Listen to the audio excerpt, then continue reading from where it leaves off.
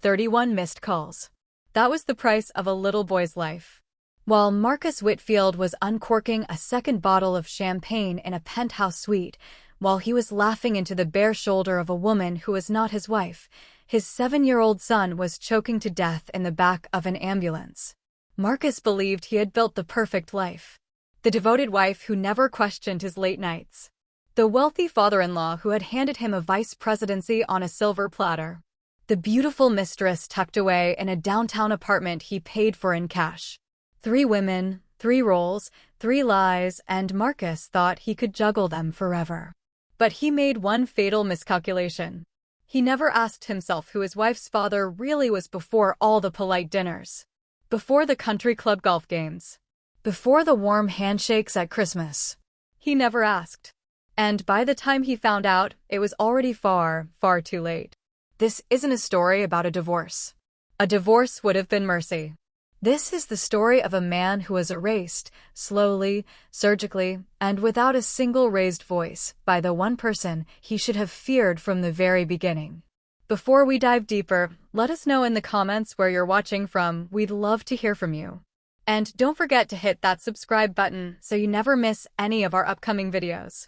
The penthouse suite at the Carrington Hotel had a view of the entire downtown skyline. 40 floors up, the city looked like a circuit board lit in gold and white. From up here, you couldn't hear the traffic. You couldn't hear the sirens. You couldn't hear anything at all. Which is exactly why Marcus Whitfield loved it. He stood by the floor-to-ceiling window in nothing but a hotel robe, holding a glass of champagne that cost more than most people made in a day. Behind him, sprawled across the king-sized bed, was Adrian Vossel, 29 years old. A junior account executive at a competing firm. Auburn hair, green eyes, and a smile that had cost Marcus 11 months of careful lying. "You're staring at the city again," Adrian said, propping herself up on one elbow. The sheet slipped down. She made no move to fix it. "You always stare at the city. What are you thinking about?" "How small it is from up here," Marcus said. "How small everything is." "Including her?" Marcus turned. He smiled. He did not answer the question, not directly. That was one of the rules he had learned in 11 months of this. Never confirm the lie in words. Words were evidence. Smiles were not. On the nightstand, his phone buzzed. Marcus glanced at it. Eleanor, mobile. His wife. He set down the champagne flute. Picked up the phone. Adrian watched him with a small, possessive frown, the look she always gave him when reality intruded on their carefully curated nights. "Aren't you going to ignore that?" she asked. "I'm going to silence it," Marcus said. He swiped the side button. The buzz stopped. He set the phone face down on the nightstand, screen pressed into the wood, as though hiding the screen could hide what was on it. It was 7:48 p.m. Across town, 14 miles east, in a quiet suburban neighborhood called Wren's Hollow, Eleanor Whitfield was lifting her son out of the back of their Volvo and sprinting across the parking lot of an urgent care clinic. His name was Caleb. He was 7 years old. He had freckles across the bridge of his nose, a missing front tooth, and a stuffed rabbit named Mr. Hopper that he had refused to give up even after his last birthday. He was wheezing. His lips were turning a color Eleanor did not have a word for, a kind of dusky violet she had only ever seen in nightmares. "Help me!" Eleanor screamed at the front desk. "He's not breathing right. He ate something. There was peanut oil I didn't know." A nurse named Patricia took one look at Caleb and pressed a red button on the wall. Within 30 seconds, 2 more nurses appeared. They took Caleb from Eleanor's arms. They moved fast, too fast, the kind of fast that meant something was very, very wrong. "He has an EpiPen prescription," Eleanor said. "I used it in the car. I used it twice. It didn't." "Ma'am, we need you to step back. He's 7. He just turned 7 last month. His birthday was." "Ma'am, please." Eleanor stepped back. She put her hand against the wall to steady herself. The wall felt cold. The fluorescent lights overhead buzzed in the same key as her son's labored breathing, or maybe she was imagining that. She pulled out her phone. She dialed Marcus. The phone rang. Once. Twice. 3 times. Voicemail. She hung up. She dialed again. Voicemail. She dialed a 3rd time. Voicemail. She typed a text with shaking fingers. Marcus, pick up. Caleb is at urgent care. Allergic reaction. Pick up. Please. The message showed as delivered. It did not show as read. She dialed Marcus again. Voicemail. She dialed a fifth time. Voicemail. She dialed a sixth time. Voicemail. By the time the ambulance arrived 7 minutes later, Eleanor had called her husband 11 times. None of the calls had been answered. None of them had been declined either. That was the thing she would remember later, the thing that would make her hands shake when she thought about it. He had not declined the calls. The phone had simply rung and rung and rung into a silence so complete that she could imagine it lying on a nightstand somewhere, screen down, while her son's chest stopped rising. The paramedics loaded Caleb into the ambulance.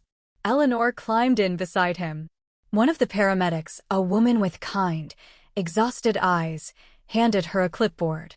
"Ma'am, we need to know about allergies, medications, anything we should." "Peanuts," Eleanor whispered. "He's allergic to peanuts." "The cookie at the birthday party, they said it was peanut-free, but I think there was cross-contamination." "Okay. Is there someone you need to call?" "Your husband." Eleanor looked at her phone. "He's not answering," she said. "Anyone else? Family?" Eleanor's hand hovered over the screen. She knew in that moment the precise weight of what she was about to do. Because her father did not get called for emergencies. Her father got called when something needed to be handled. Her father was the kind of man who, when his number appeared on someone else's phone, made that person's stomach drop. She had not called him for help in 19 years. Not since the night she had been 16, and her boyfriend had not stopped when she said stop, and she had whispered daddy into a payphone outside a gas station at 2 in the morning, and her father had arrived in 17 minutes, and the boyfriend had not been seen in their town again. She pressed the contact. It rang once. Eleanor. His voice was calm. It was always calm. "Daddy." Her voice broke. "Daddy, it's Caleb. It's bad. We're in an ambulance. They're taking him to Mercy West." Marcus isn't answering. "What hospital?" "Mercy West." "I'll be there in 20 minutes. Eleanor, listen to me. Breathe. I'm coming." He hung up. He did not say it will be okay. He did not make promises that were not his to make. That was one of the things about Hollis Brennan, his daughter's father, the patriarch of the Brennan family, that people often missed. He did not waste words on comfort. He saved his words for action. By the time Eleanor's ambulance pulled into the emergency bay at Mercy West Medical Center, Hollis was already standing under the awning, hands clasped behind his back, watching the doors. He was 68 years old, wore a tan overcoat over a charcoal suit, and carried a wooden cane he did not need to walk with. He had not needed it for 14 years. He carried it because, in certain rooms, it was useful for people to think he was older and slower than he actually was. He did not run to his daughter when she stepped out of the ambulance. He simply opened his arms, and Eleanor walked into them, and he held her without speaking while the paramedics rolled Caleb past them into the trauma bay. "Where's Marcus?" Hollis asked when she finally pulled back. "He's not answering. He's at the office. He said he had a late meeting. He said." She stopped.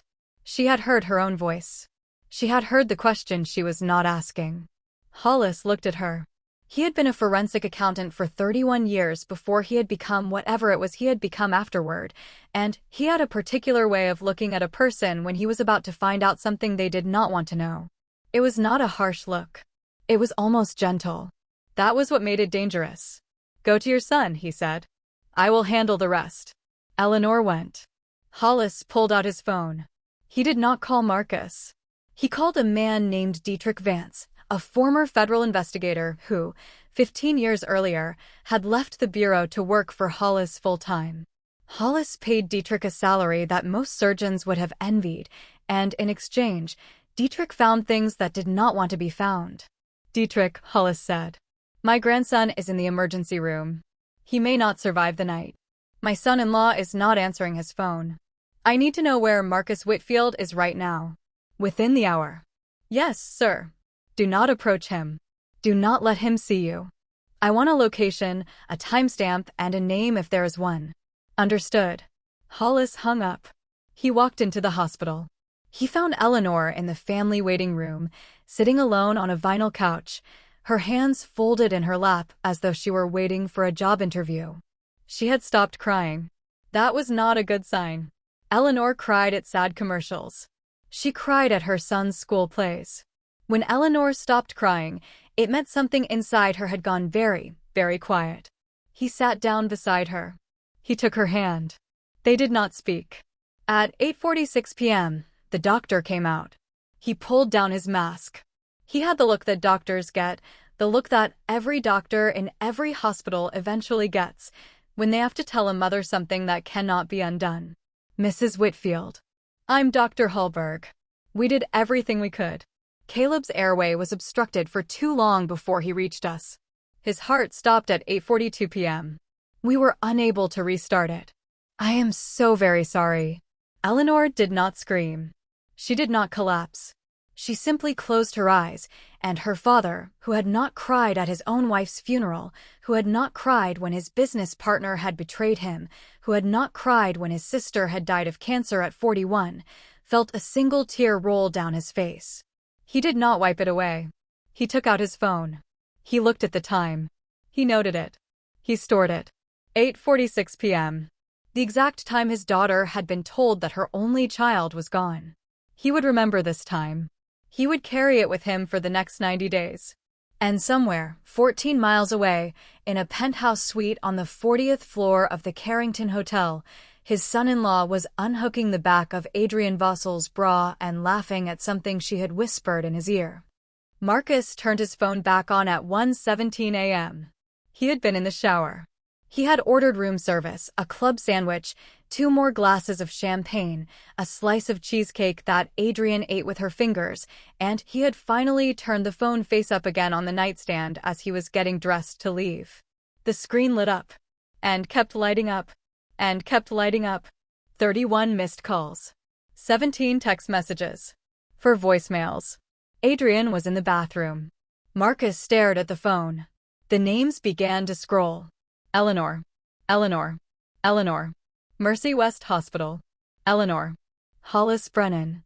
His stomach dropped. Hollis Brennan never called him. Not in 8 years of marriage. Not once. Hollis sent emails. Hollis sent his assistant. Hollis was a man whose phone calls were not made, they were received. Marcus opened the most recent voicemail. It was from Eleanor. Her voice was so quiet he had to put the phone to his ear and press it hard against the side of his head. Caleb is gone, Marcus. Where were you? Where were you? Where were you? He stood frozen in the middle of the suite, half-dressed, the phone pressed to his ear, listening to his wife say "Where were you?" over and over until the voicemail ended. Marcus? Adrian called from the bathroom. Are you almost ready? I want to. My son is dead, Marcus said. The bathroom door opened. Adrian stood there in a hotel robe, her wet hair clinging to her shoulders. Her face went through 3 expressions in 2 seconds: confusion, concern, and then something colder, something calculating. What? Caleb. There was an allergic reaction. He's dead. They've been calling. They've been. Oh my God, Marcus. Oh my God. I have to go. Of course. Of course you do. Marcus, listen to me, listen. You cannot tell anyone you were here. Do you understand? You cannot. If anyone asks, you were at the office. You were working late. You were. I know, Marcus said. He pulled on his shirt with shaking hands. He did not button it correctly. He noticed 3 blocks later, driving down an empty boulevard at 1:40 in the morning, that he had buttoned it wrong. He pulled over. He fixed the buttons. He looked at himself in the rearview mirror. His hair was damp. There was a faint mark on the side of his neck, not quite a bruise, not quite a hickey, something in between. Adrian had a habit. He pulled up his collar. He drove home. He spent the drive constructing a story. The office. He had been at the office. His phone had died. No, his phone had been on silent. No, his phone had been on silent, and he had fallen asleep at his desk. That was better. Falling asleep was sympathetic. Falling asleep was the act of a hard-working man, not a guilty one. He had fallen asleep at his desk reviewing the Renstrom acquisition. He had woken up. He had seen the calls. He rehearsed it 3 times before he pulled into the driveway. The house was lit up. Every window, every room. There was a black sedan parked across the street that Marcus did not recognize. There was a silver town car in the driveway behind Eleanor's Volvo. Marcus's hands tightened on the steering wheel. He knew that town car. It belonged to his father-in-law. He sat in his BMW for a full minute before he made himself get out. He walked up the front path. The grass was wet with dew. The porch light was on. He could see, through the bay window in the living room, the silhouette of a man standing perfectly still, looking out at him. Hollis Brennan was waiting. Marcus opened the front door. The smell hit him first, coffee, and somewhere beneath it, the antiseptic ghost of a hospital. Eleanor sat on the couch in the living room. She was still wearing what she had been wearing earlier, a navy cardigan, jeans, sneakers, and she was holding Caleb's stuffed rabbit. Mr. Hopper. She was not crying. She was not looking at the door. She was simply holding the rabbit in her lap, her thumbs tracing a slow circle on its worn velveteen ears. Hollis stood by the fireplace, hands clasped over the head of his cane. He was still wearing the tan overcoat. He had not taken it off. Eleanor, Marcus said. His voice broke in the middle of her name. He had practiced this, the breaking in the rearview mirror. She did not look up. My phone, I fell asleep at the desk, the Renstrom file. I didn't hear it ring, I didn't. Marcus. Hollis's voice was quiet, almost soft. Sit down. Hollis, sit down. Marcus sat. He sat in the armchair across from his wife. He could not bring himself to sit next to her. Something about her stillness made the air around her feel like the air around an exposed wire, charged, dangerous, ready to discharge. Hollis walked across the room. He did not use the cane to walk. He carried it the way some men carried umbrellas, as a habit, as a prop, as something to do with the hand. He stopped beside Eleanor's chair. He placed one hand on her shoulder. She did not react. Where were you tonight, Marcus? At the office. I told you, I was at the office, I fell asleep. What time did you arrive at the office? Around 6. 5:30 maybe. And what time did you leave? Just now. I just woke up and saw the calls and I drove. You left the office at 1 in the morning. Yes. In the 7.5 hours you were at the office, did you eat anything? Marcus hesitated. I ordered something. Around 8. A sandwich. From the deli on the corner. Which deli? Hollis, please, my son, just. Which deli, Marcus? The pause was a fraction of a second too long. Goldfarb's, Marcus said. I think it's called Goldfarb's. Hollis nodded slowly. He did not say anything. He did not say Goldfarb's closed at 6 p.m.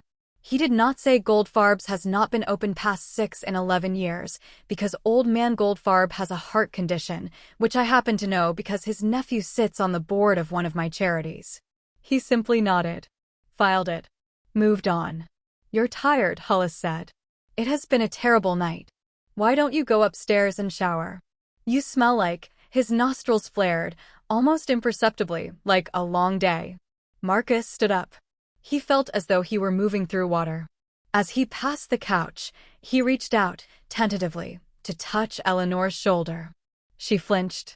It was a small flinch. A barely perceptible recoiling of the body away from his hand. But Hollis saw it. And Hollis, standing 2 feet away with his hand still on his daughter's other shoulder, registered it with the precision of a man who had spent 31 years reading other people's body language for a living. Marcus went upstairs. He showered. He scrubbed his neck 3 times. When he came back down, in clean pajamas, with his damp hair combed back, Hollis was no longer in the living room. Eleanor was no longer in the living room. The house was silent. He found Eleanor in the guest room. She had locked the door. Eleanor, he said through the wood. Please open the door. I want to be with you tonight. I want. Sleep in our bedroom, Marcus. Her voice was muffled, flat. I will be in here. He stood with his palm pressed against the door for a long time. He finally went to bed alone.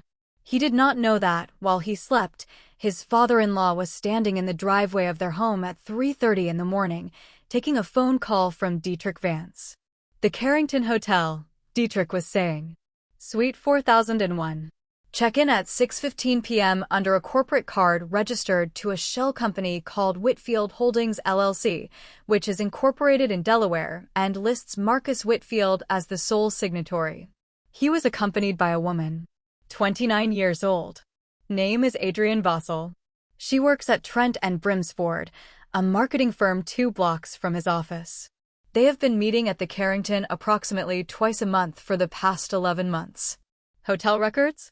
Already secured. Surveillance. Hallway footage. Lobby footage. Elevator footage. The hotel has a corporate package they sell to security firms. I bought it under one of our subsidiaries this evening. We have everything. Phone records. Working on the warrant equivalent. We'll have the cell tower data by tomorrow morning.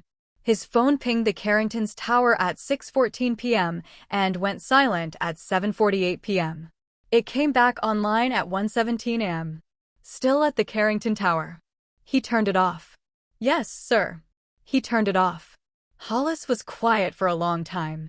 "Dietrich, I want everything. His bank accounts. His credit cards. The shell company. The marketing firm. The hotel. The mistress. Her family. Her finances. Her employer. I want to know who he owes money to. I want to know what he is hiding at work. I want it all." "Yes, sir." "And Dietrich, my daughter just lost her son. Take your time. Do this correctly. We are not going to make any mistakes." "How long?" 90 days. "Yes, sir." Hollis hung up. He stood in the driveway. The sky over Wren's Hollow was the slate blue of a sky that had not quite decided to become morning. Somewhere down the block, a dog barked once and then was silent. He walked back into his daughter's house. He walked up the stairs. He knocked once on the guest room door. "It's me," he said. The lock clicked. Eleanor opened the door. She had been sitting on the floor against the bed, holding the rabbit. She looked up at her father, and the dam finally broke. 8 hours of held grief came out of her in a single, ragged sound. And Hollis sank down to the floor beside his 35-year-old daughter and held her the way he had held her when she had been 4 years old and afraid of the dark. "I know where he was," he whispered into her hair. She did not ask. She did not need to. "What do you want me to do, Eleanor?" She lifted her head from his shoulder.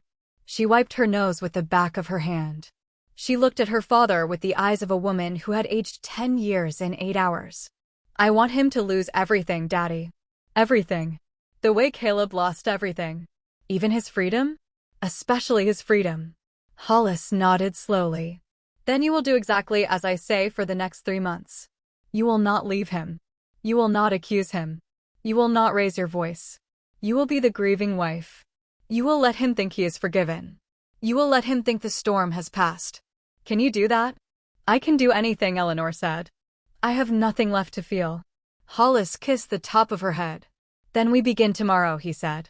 Caleb Whitfield was buried 4 days later in the Brennan family plot, in a small cemetery on the north side of the city where 5 generations of Brennans had been laid to rest beneath modest gray headstones. The plot was on a slight rise, beneath an oak tree that was older than the cemetery itself. Hollis had purchased that plot for his grandson the morning after the boy had been born. He had not told anyone. He had simply done it, the way he did most of the things that mattered most to him, without fanfare, without announcement, in the quiet certainty that a child should never have to wonder where he would be remembered. He had not, of course, expected to need it for 70 more years. The morning of the funeral was the kind of morning that seems specifically designed to mock a grieving family, clear, mild, with a faint breeze that carried the first hint of autumn. The kind of morning where, in any other life, a 7-year-old boy might have been outside chasing a soccer ball. Marcus wore a charcoal suit. He had bought it the day before. He had argued with the tailor about the cuff length. He had told the tailor, twice, that the suit was for his son's funeral, and he had watched the tailor's face soften with sympathy, and he had not been sure whether he wanted that sympathy or whether he wanted to flinch away from it. He stood at the front of the gathering, beside Eleanor, with his hand placed lightly at the small of her back. She did not move away from his hand. That was the first thing he noticed. The second thing was that she did not lean into it either. Her body was simply present, in his proximity, the way a piece of furniture is present in a room. Acknowledged. Tolerated. Not engaged with.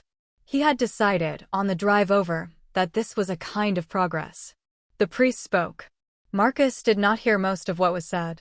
He heard his son's name, Caleb Whitfield, beloved son, beloved grandson, and he heard the priest say something about a soul too bright for the world, which Marcus thought was a beautiful phrase, and which he made a mental note to repeat later.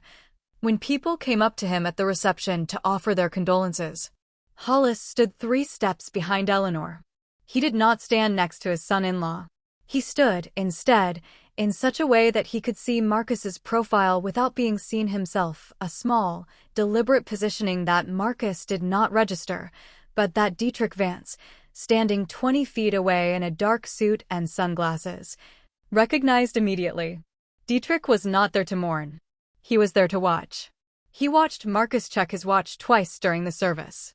He watched Marcus pat his pocket, the pocket where his phone was, 3 separate times, a small, unconscious gesture that betrayed a man whose mind was not on the casket in front of him, but on the device in his trousers and on whoever might be trying to reach him through it. He watched Marcus's eyes scan the perimeter of the gathering, not searching for support. Searching, instead, with the small twitching alertness of a man who is afraid of being watched. Across the cemetery road, half hidden behind a row of arborvitae, there was a silver Audi A4 with the engine running. The driver's side window was rolled down. A woman in oversized sunglasses sat in the front seat, smoking a cigarette and staring through the trees at the gathering. Dietrich raised a small camera. He took the photograph. Adrian Vossel had not been able to stay away.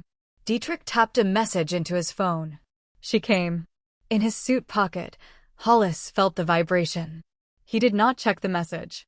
He did not need to. After the burial, the family and a small gathering of close friends returned to the Whitfield home for a reception. Eleanor had insisted on hosting it herself. "I want to do this for him," she had said, the only sentence she had volunteered in 3 days. "I want to do something with my hands." So she had cooked. She had made Caleb's favorite foods, macaroni and cheese, chicken nuggets shaped like dinosaurs, brownies cut into squares, and she had set them out on platters as though her son might walk through the door at any moment and eat them. Marcus moved through the reception like a politician at a fundraiser. He shook hands. He accepted hugs. He repeated the line about a soul too bright for the world twice, and then a 3rd time, before he caught himself and switched to a different line. He held Eleanor's hand for exactly the right amount of time when he passed her in the kitchen, and then he released it, and he poured himself a small glass of bourbon, and he loosened his tie just enough to seem human. Hollis watched all of it. Around 4 in the afternoon, when the crowd had begun to thin, Marcus stepped out onto the back deck to take what he told the remaining guests was a moment for himself. He pulled out his phone. He turned his back to the house. He typed a single text message. "Are you okay? I saw you there. You shouldn't have come." He did not see Hollis standing inside the kitchen window, watching him. 20 minutes later, when Marcus had returned to the reception and was speaking quietly with his own mother in the front hall, Hollis slipped upstairs. He went into the master bedroom. He went into Marcus's closet. He went into the inside pocket of the charcoal suit jacket Marcus had hung up an hour earlier. There was a piece of paper in the inside pocket. Marcus had, with the carelessness of a man who believed himself to be unobserved, written a single note to himself on hotel stationery. "Adrian Friday, usual place, 8. The hotel stationery said the Carrington Hotel, where luxury awaits. Hollis took out his phone. He photographed the note. He placed it back in the pocket exactly as he had found it. He walked downstairs. He accepted a small plate of macaroni and cheese from his daughter. He sat on the couch beside her and held her hand. "Daddy," she whispered. "Yes, sweetheart." "How long?" 86 more days. She nodded. She squeezed his hand. She did not cry. For Marcus Whitfield, the weeks that followed his son's funeral were the strangest of his life, Not because they were difficult, but because they were easy. Easier than he had expected. Easier than he thought they had any right to be. Eleanor did not confront him. She did not interrogate him about the night Caleb had died. She had asked once, on the morning after the funeral, whether he wanted to talk about anything, and when Marcus had given her the rehearsed answer about falling asleep at his desk, she had simply nodded and said, "I understand," and she had not asked again. He took this as evidence that she believed him. She continued to sleep in the guest room. Marcus took this as evidence of grief, which was reasonable.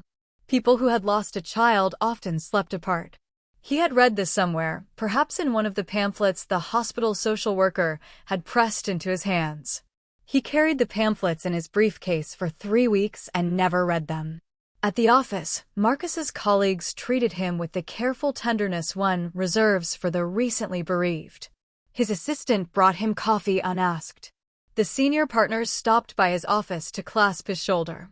The CEO, a man named Quentin Halsworth, who had been a personal friend of Hollis Brennan for 30 years, called Marcus into his office on the second Monday after the funeral and told him, with a gravity that Marcus would later replay in his mind 100 times, that the firm was thinking of him for something significant. "We don't want to rush you," Quentin had said. "Take all the time you need. But when you're ready, when you're feeling strong again, there's a conversation we'd like to have with you."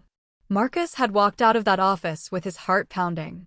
The conversation, when it came 2 weeks later, was about a promotion. Senior Vice President of Strategic Investments. A seat on the executive committee.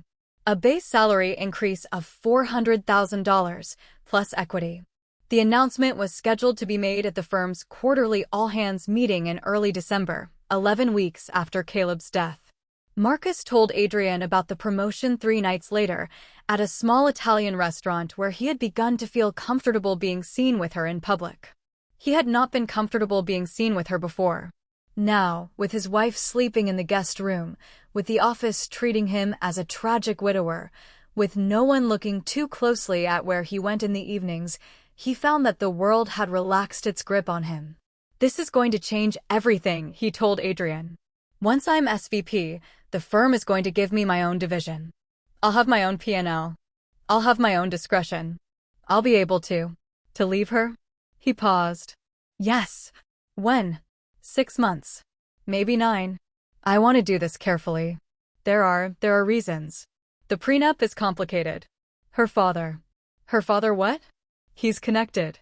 He has influence. At your firm. At everything. Adrian sipped her wine. She watched him over the rim of the glass with eyes that, in this light, looked less green than gold. "Then we'll be careful," she said. Marcus reached across the table. He took her hand. He did not see the man at the corner table, the man with the small wireless earpiece, the man pretending to read a paperback, who had photographed his hand reaching across the table and who had, with a small, practiced movement, captured a sample of his voice and Adrian's voice through a parabolic microphone hidden in the lining of his jacket. Dietrich Vance had not slept much in 9 weeks. He did not mind. There would be time to sleep when this was over. By the end of the 3rd week, Dietrich's file on Marcus Whitfield had grown to 412 pages. It included bank statements going back 6 years. 3 offshore accounts in the Cayman Islands that Marcus had set up under a shell company called Whitfield Holdings LLC, into which he had moved a total of $1,480,000 over the past 3 years. Money that had originated through a chain of 7 intermediary transactions in the operating accounts of Marcus's employer. It included a pattern of expense report fraud spanning 46 separate submissions. Hotel rooms at the Carrington Hotel listed as client meetings.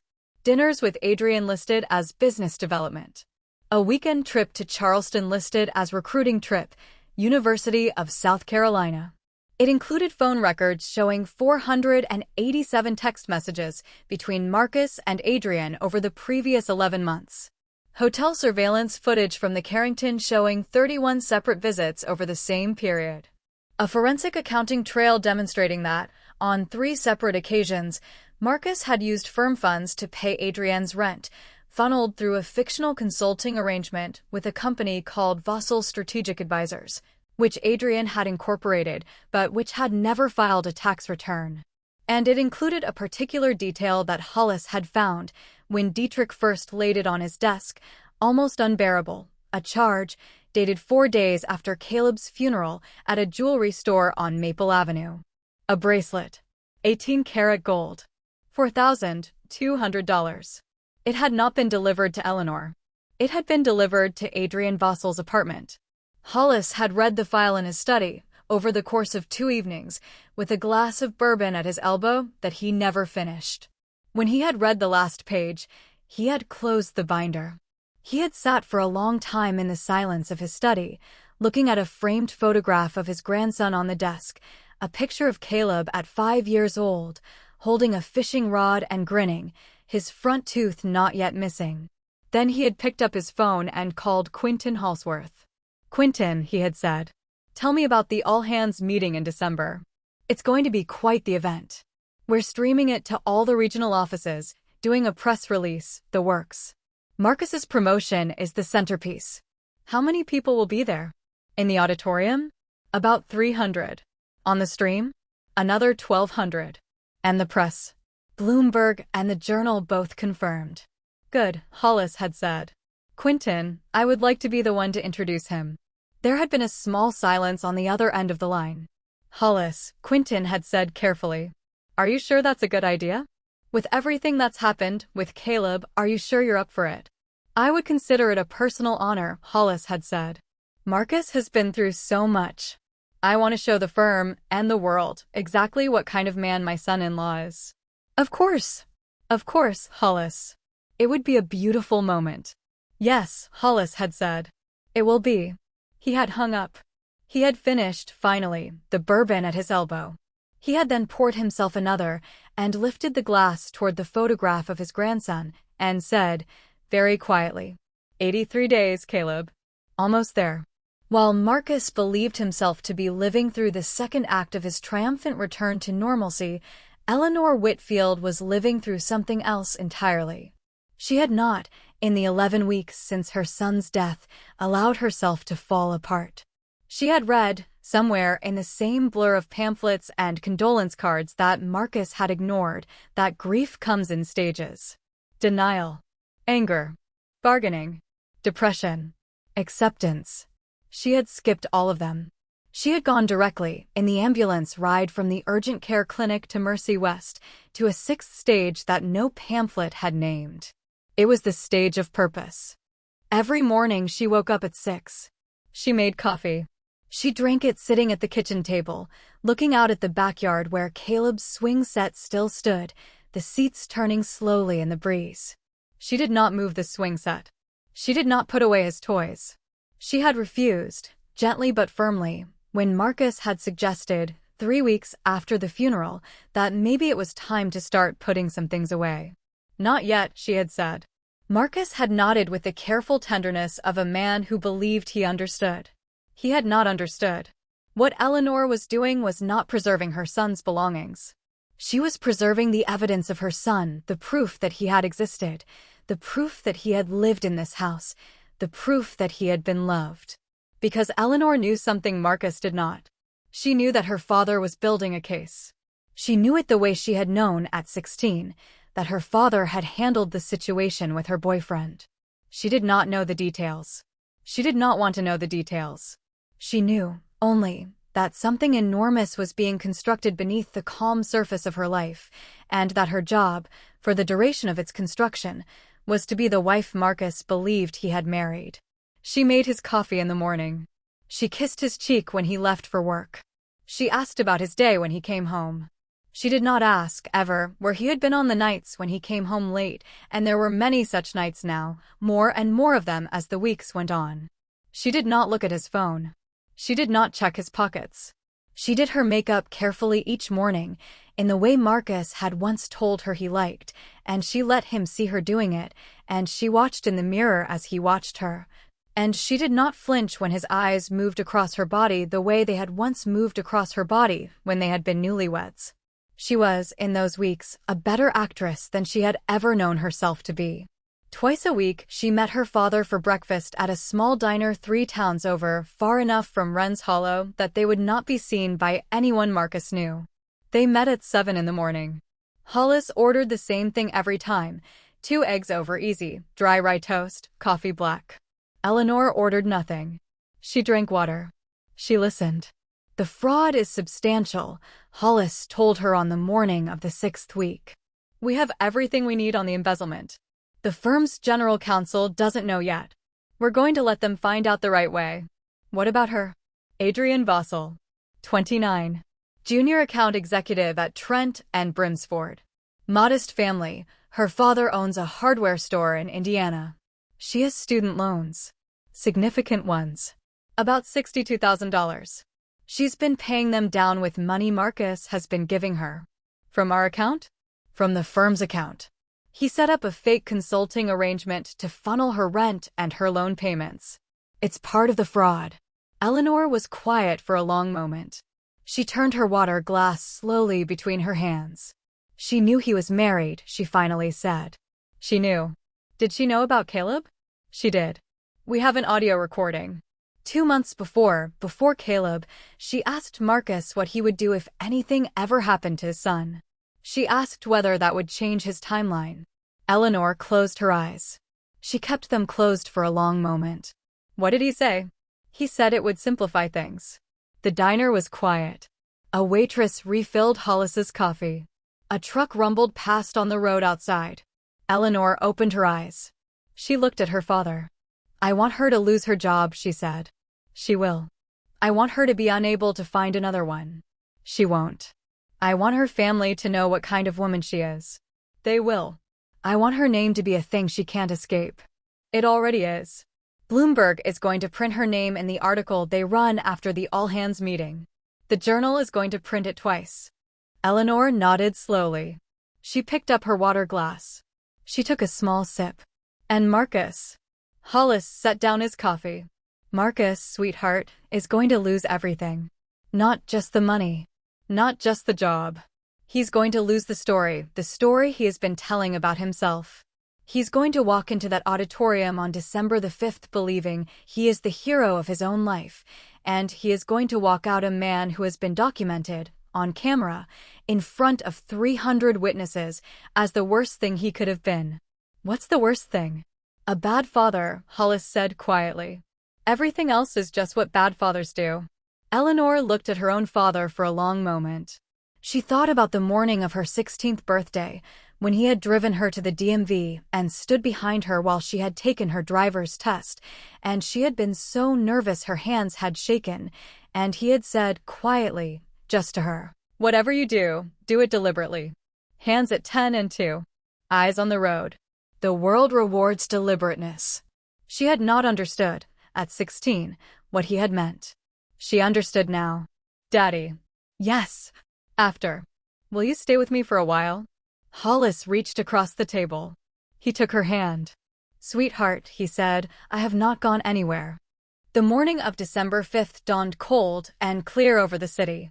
There had been a frost overnight, the first hard frost of the season, and the lawns of Wren's Hollow sparkled in the early light as Marcus Whitfield came down the stairs of his home in a charcoal suit, a crisp white shirt, and a silver tie that his wife had picked out for him the night before. Eleanor was in the kitchen. She was making him pancakes. You didn't have to do this, Marcus said. He was genuinely touched. It had been almost 3 months. She had made him coffee, dutifully, every morning of those 3 months, but she had not made him breakfast. Not since the morning before Caleb had died. I wanted to, Eleanor said. She did not turn around from the stove. Today is a big day for you. For us. For us, she agreed. She slid the pancakes onto a plate. She turned. She smiled at him, a small, tired, genuine-looking smile. Marcus had not seen her smile in 11 weeks. He felt something loosen in his chest. He felt, and this is the cruelest of the small ironies of that morning, that perhaps, after everything, his marriage might survive. That perhaps Eleanor was healing. That perhaps the worst was behind them. He kissed her on the forehead. He sat down at the table. He ate the pancakes. They were excellent. Will you be there? He asked. At the announcement? I'll be there. In the front row? In the front row. Daddy is going to introduce you, you know. He insisted. Marcus paused, his fork halfway to his mouth. Your father is introducing me? He told Quentin yesterday. He said he wanted to do it personally. He said he wanted to show everyone what kind of man you are. Marcus stared at his wife. He did not know what to do with this information. Hollis Brennan had not, in 8 years, said anything publicly kind about Marcus. Hollis had been cordial. Hollis had been courteous. Hollis had stood next to him at family Christmases and shaken his hand and asked about his work. But Hollis had never, ever, publicly celebrated him. A small voice, a very small voice, somewhere far back in Marcus's mind said, "Something is wrong." He silenced it. He silenced it the way he had silenced his phone 11 weeks earlier on the nightstand of Suite 4001 at the Carrington Hotel. He did it without thinking. He did it because the alternative of listening, would have required him to admit, to himself, what he was. He finished his pancakes. He kissed Eleanor on the forehead a second time. He walked out the front door, got into his BMW, and drove downtown to the office. In the kitchen, Eleanor stood at the window and watched his taillights disappear down the street. She did not cry. She had not cried in 11 weeks. She had, in fact, not cried since the night of the funeral, when her father had sat with her on the floor of the guest room and she had wept into the front of his suit. She picked up her phone. She typed a single text to her father. "He's on his way." The reply came back in under a minute. "See you at 3. I love you, sweetheart." Eleanor pressed the phone to her chest. She closed her eyes. She stood that way for a long time in her kitchen, in the morning light of a December day that was going to change everything. The auditorium of Halsworth Brennan Capital, the firm Hollis Brennan had founded 34 years earlier with Quentin Halsworth, and from which Hollis had nominally retired 6 years ago. Although no one inside the firm ever forgot that the name Brennan came second only because Quentin was older, occupied the entire 22nd floor of a glass tower in the financial district. It was a stadium-style auditorium with 320 seats arranged in a half-circle around a raised stage. The back wall of the stage was a single, enormous screen. The front of the stage held a podium and 3 chairs. At 2:45 p.m. on December 5th, the auditorium was full.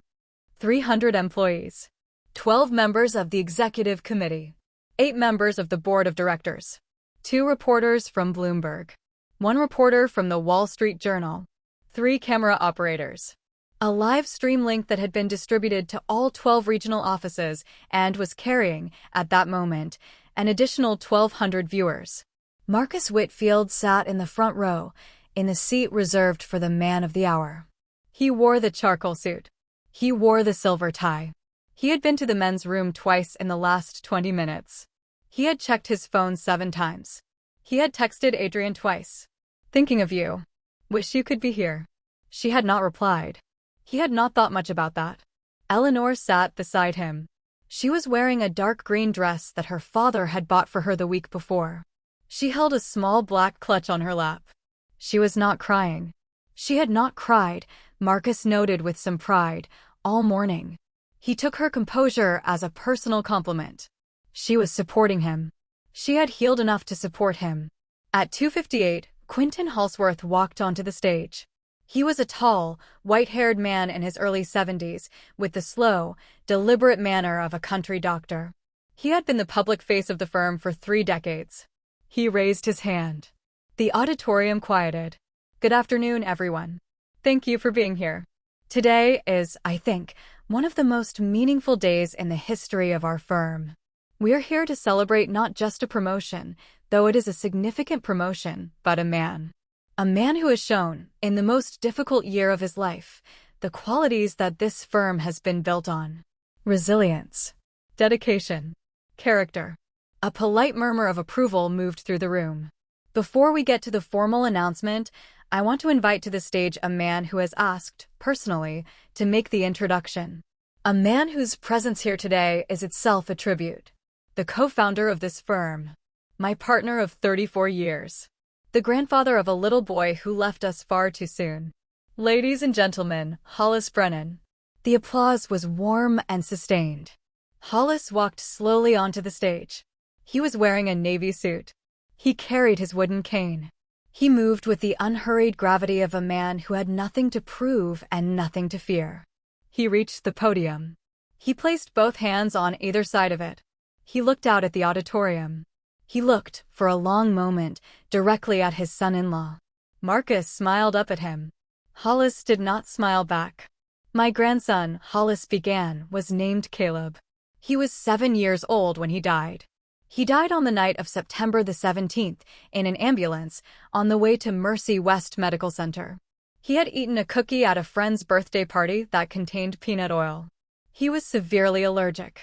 His mother, my daughter, Eleanor, administered 2 doses of his EpiPen in the back seat of the car.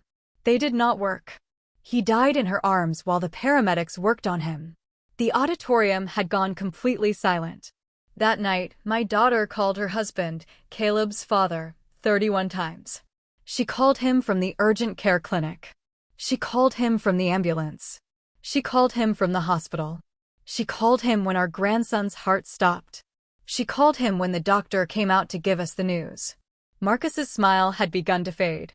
He looked at Eleanor. Eleanor was looking at her father. Her face was very calm. Marcus told us, when he finally came home at 2 o'clock that morning, that he had been at the office. That he had fallen asleep at his desk. That he had not heard his phone. Hollis paused. I want to show you all something. He pressed a small button on the podium. The screen behind him came alive. A photograph. The lobby of the Carrington Hotel. A timestamp in the corner, September 17th, 6:14 p.m., and Marcus Whitfield, in profile, walking past the front desk with his arm around the waist of a woman in a red coat. The auditorium did not gasp. It made a sound that was smaller and stranger than a gasp, a collective intake of breath, 300 lungs filling at once, followed by a silence so complete that the hum of the air conditioning became audible. The screen changed. Another photograph. The 40th floor hallway of the Carrington. The door of Suite 4001. September 17th, 6:21 p.m. Marcus, in the same suit, kissing the woman in the red coat against the door frame. The screen changed. Cell tower data. A timeline. Color-coded. 7:48 p.m., Marcus Whitfield's phone manually powered off. Last ping, tower nearest the Carrington Hotel. The screen changed. A second timeline. Synchronized. 8:42 p.m., Caleb Whitfield, age 7, pronounced deceased at Mercy West Medical Center. The screen changed. The woman in the red coat. A larger image. A name beneath it. Adrian Vossel, 29, Junior Account Executive, Trent and Brims Ford Marketing. A small commotion moved through the back of the auditorium. One of the Bloomberg reporters had stood up and was already speaking quietly into a phone. Marcus stood up. Hollis, he said. His voice came out smaller than he had meant it to. Hollis, what is this? There's been some kind of. Sit down, Marcus. It was not a shout. It was the voice Hollis had used 30 years earlier to fire his first dishonest partner. It was the voice he had used 20 years earlier to inform a board chairman that his fraud had been documented. It was the voice that, in certain rooms in certain industries, was known by a single nickname, the Brennan voice, and that had ended careers without ever rising above conversational volume. Marcus sat down. I was prepared to forgive my son-in-law for many things, Hollis said. I was prepared to forgive him for being unfaithful to my daughter. That is a matter between him and her and his own conscience. It is not, in itself, a matter for this firm. He pressed another button. The screen changed again. Spreadsheets. Bank accounts. The name Whitfield Holdings LLC. 3 columns of numbers, growing larger as they descended. What is a matter for this firm, Hollis continued, is that over the past 3 years, Marcus Whitfield has embezzled from this firm a total of $1,480,000. He has done so through a shell company incorporated in Delaware. He has funneled the money into offshore accounts in the Cayman Islands. He has used a portion of it to fund the lifestyle of the woman you see in the photographs. The screen changed. A list of dates. Hotels. Charges. 46 expense reports. He has also defrauded this firm of an additional $230,000 in fraudulent expense reports. He has used the firm's accounts to pay the rent of his mistress. He has used the firm's accounts to pay her student loans. He has used the firm's accounts to pay for 31 hotel stays at the Carrington Hotel, including, on the night of September the 17th, the night his son died, Suite 4001 at a rate of $1,240. The screen changed. A photograph of two men in dark suits, standing in the back of the auditorium. The two gentlemen at the back of the room, Hollis said, are Special Agent Robert Klein and Special Agent Marisol Tovar of the Federal Bureau of Investigation. They have reviewed the forensic accounting that my team has prepared over the past 90 days. They have a warrant for Marcus Whitfield's arrest. They have agreed, as a courtesy to me, to wait until I have finished speaking. Marcus was no longer breathing. He was looking at his wife. Eleanor was looking back at him. Her face was perfectly calm. There was, at the corner of her mouth, the smallest possible suggestion of a smile. It was not a cruel smile. That was the worst part. It was the smile of a woman who had finally, after 11 weeks, allowed herself to feel something other than grief. It was the smile of relief. "Eleanor," Marcus whispered. She did not respond. "Marcus." Hollis's voice was quieter now. He had stepped back from the podium. He was holding the microphone in his hand. He walked down the small set of steps at the side of the stage.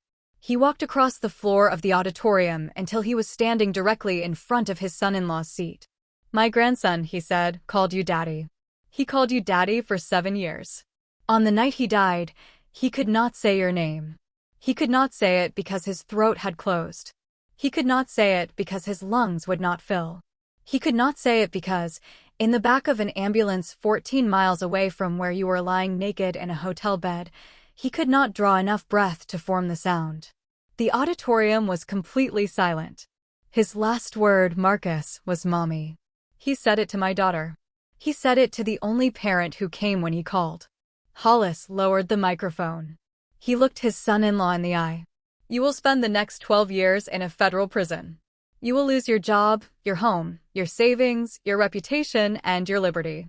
The prenuptial agreement you signed 8 years ago, the one I drafted, the one you laughed at, the one you signed without reading because you believed it would never apply to you, leaves you, in the event of documented infidelity, with no marital assets and no claim on any of my daughter's holdings. Including, I will note, the holdings she inherited from her grandmother that you have spent the last 8 years assuming would one day be yours." Marcus's mouth was open. No sound was coming out. "You will be remembered," Hollis said, "for exactly one thing. Not for the deals you closed. Not for the promotions you earned. Not for the suits you wore or the cars you drove. You will be remembered, in this firm and in this city, as the man who silenced his phone." He turned. He walked back to the stage. He set the microphone down on the podium. He nodded, once, at the 2 FBI agents standing at the back of the auditorium. They began to walk down the aisle. Marcus turned to Eleanor. Tears had finally begun to come, real tears now, the first real tears he had shed in 11 weeks, though they were not for his son. They were for himself. "Eleanor," he said. "Eleanor, please. Please. I loved him. I loved him." Eleanor looked at her husband for a long moment. She seemed to consider, very carefully, what she wanted to say. Then she stood up. She smoothed the front of her dark green dress. She picked up her clutch. She leaned down to him. She put her mouth close to his ear so that only he could hear. "He asked for me, Marcus," she whispered. "When he was dying, he asked for me. He did not ask for you. He did not even know to." She straightened. She walked past him. She walked up the aisle, past the rows of stunned colleagues, past the reporters scribbling furiously, past the camera operators recording every second.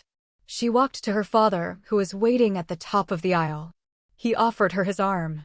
She took it. They walked out of the auditorium together. The FBI agents reached Marcus's seat.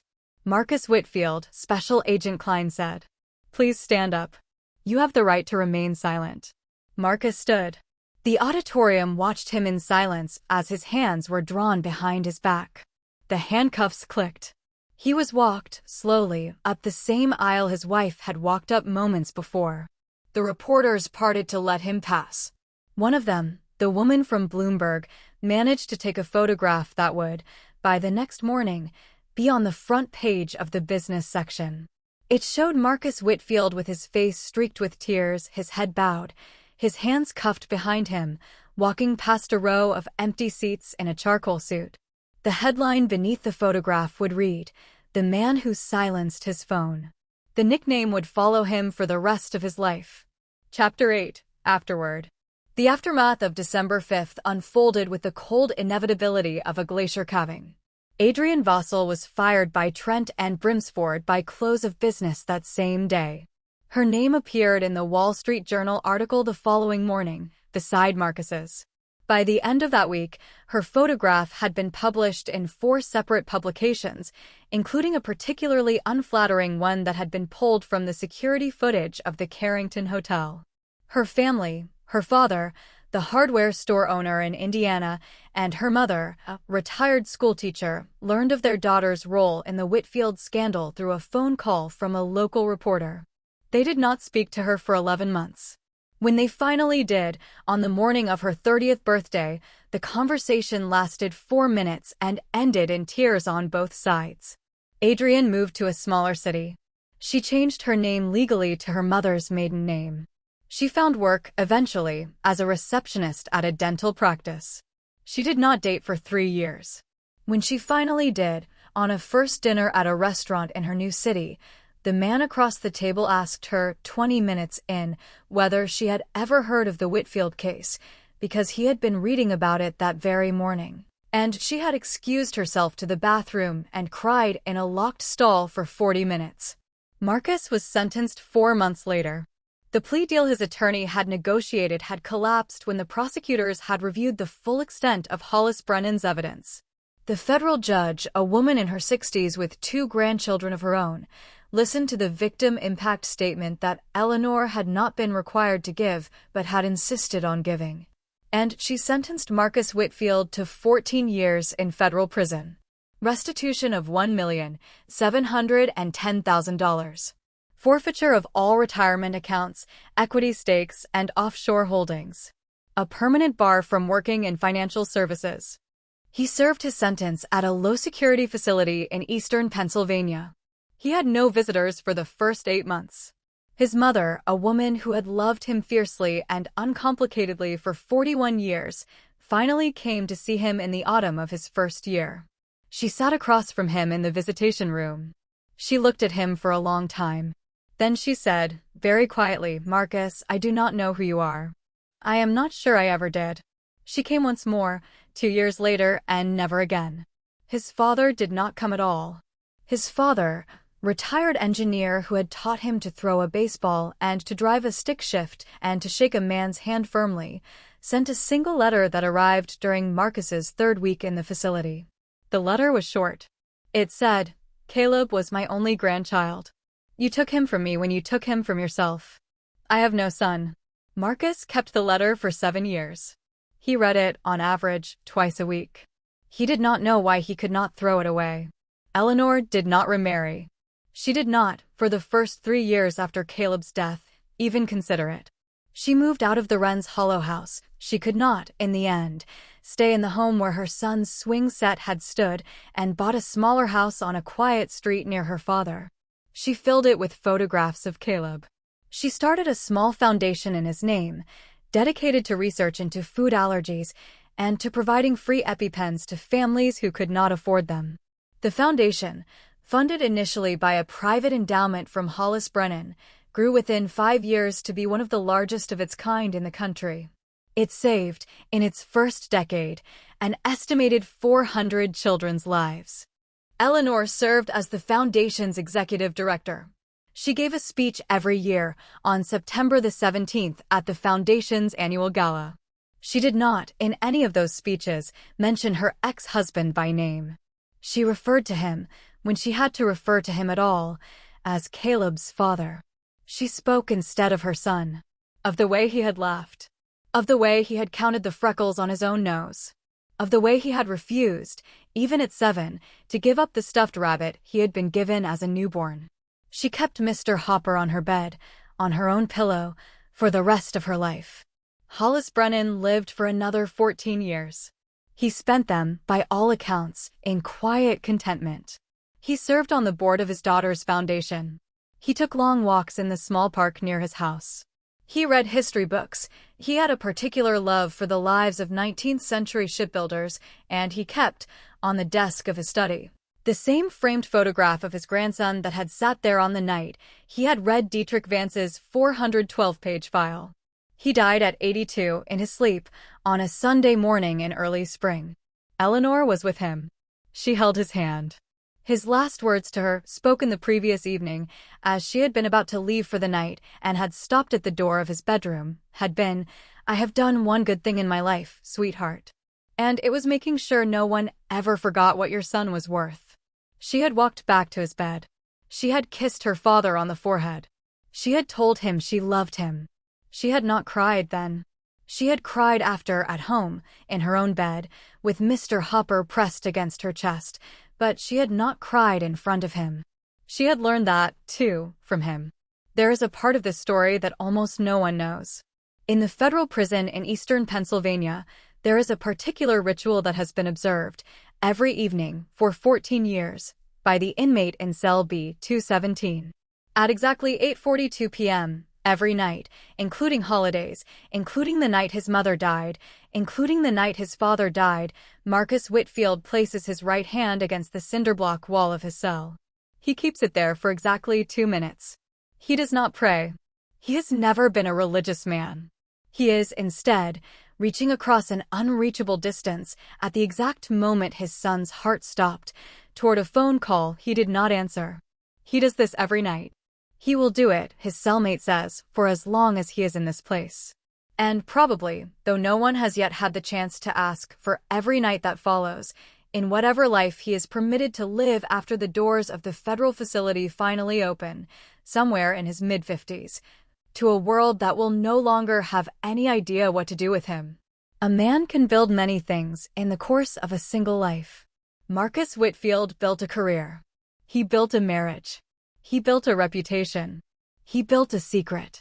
He built a lie so elaborate that, for 11 months, he believed he was the smartest man in every room he walked into.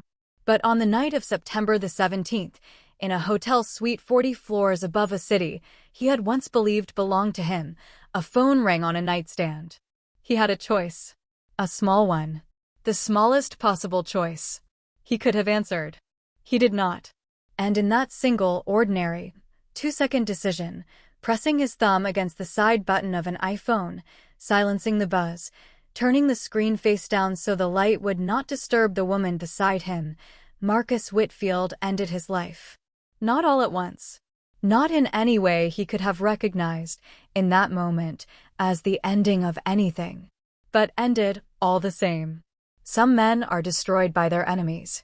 Some men are destroyed by misfortune. Some men are destroyed by forces too large for any single person to withstand. And some men, the rarest and the worst of them, are destroyed by the most ordinary thing in the world. By phone they did not answer. By a son they did not save. By a quiet, gray-haired father-in-law who, on the night they thought no one was watching, had begun to count the days.